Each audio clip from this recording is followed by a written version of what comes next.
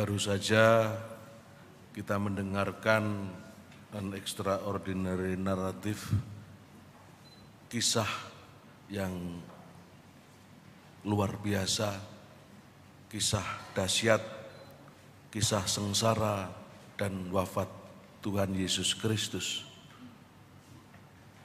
Tadi pagi pukul 9 saya melihat kisah sengsara dan wafat Yesus diperagakan di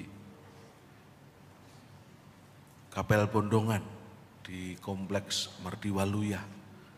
Saya melihat tablo kisah sengsara dan wafat Tuhan. Orang yang melihat, orang yang mendengar itu bisa menjadi saksi dari suatu peristiwa. Tapi menjadi saksi dari suatu peristiwa dan menjadi saksi bagi peristiwa adalah hal yang berbeda. Witnesses to the death of Jesus dengan witnesses of the death of Jesus sesuatu yang berbeda. Para serdadu Romawi, imam-imam kepala, sebagian penduduk Yerusalem, mereka menjadi saksi dari kematian Yesus. Mereka seperti orang zaman sekarang yang melihat kecelakaan di jalan raya. Sebagian besar orang yang berkendara memperlambat laju kendaraan mereka untuk memuaskan keingintahuan mereka. Dan itu seringkali bisa membuat macet. Sementara itu, Maria istri Kleofas, Maria dari Magdala, Maria ibu Yesus dan Yohanes, mereka adalah saksi bagi kematian Yesus. Mereka menjadi saksi-saksi bagi wafat Yesus karena melalui rahmat Allah mereka mulai menembus maknanya. Mereka melihat bahwa di sini lebih dari sekedar hukuman mati. Kematian ini akan menghapus dosa dan kematian. Kematian Yesus itu akan mengubah rupa kehidupan. Mereka menyadari peristiwa ini sebagai peristiwa iman. Salib berdiri di titik balik sejarah manusia. Kasih Allah dicurahkan ke atas ciptaannya sejak awal dan tidak pernah ditarik kembali. Rahmatnya terus-menerus ditawarkan kepada setiap manusia dan tidak pernah tiada bagi siapapun yang berkehendak baik. Tetapi karena wafat putranya, Allah mengadakan perjanjian baru dengan kita. Perjanjian ini adalah janji kasih kekal yang dimeteraikan dalam darah Yesus Kristus. Demi kita, Yesus merentangkan tangannya di kayu salib. Ia mengakhiri kematian dan menyatakan kebangkitan.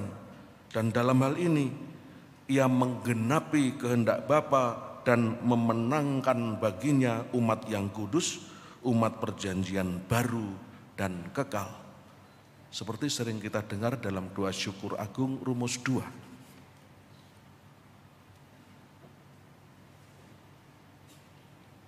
Dalam bahasa Inggris, Jumat Agung itu disebut sebagai Good Friday. Jumat yang baik, hari baik. Kematian Yesus itu disebut sebagai suatu yang baik. Dan ini adalah praktek bijak dan mudah dimengerti. Allah Bapa melalui karunia iman menggerakkan kita untuk melampaui penampilan dan melihat wafat Yesus melebihi eksekusi yang tragis. sebagai suatu tanda kuat dari kasih Allah yang maha baik.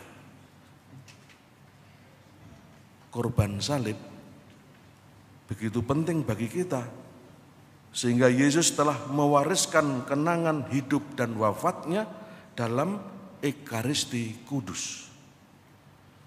Ketika kita menghadiri misa, kita berdiri bersama Maria dan para perempuan serta Yohanes di kaki salib. Dalam perayaan Ekaristi kita dipanggil untuk menjadi saksi-saksi bagi wafat Yesus. Kita adalah saksi-saksi bagi wafat ini ketika kita mewartakan misteri iman, Kristus telah wafat, Kristus telah bangkit, Kristus akan datang kembali.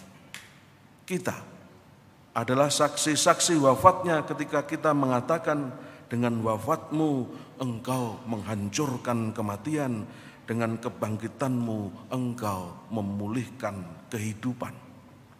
Tuhan, dengan salib dan kebangkitanmu engkau telah membebaskan kami, engkaulah sang juru selamat dunia. Peringatan Jumat Agung ini dimaksudkan untuk memperdalam penghargaan kita terhadap salib, agar kita dapat masuk lebih dalam lagi ke dalam misteri iman yang kita rayakan dalam Ekaristi Kudus.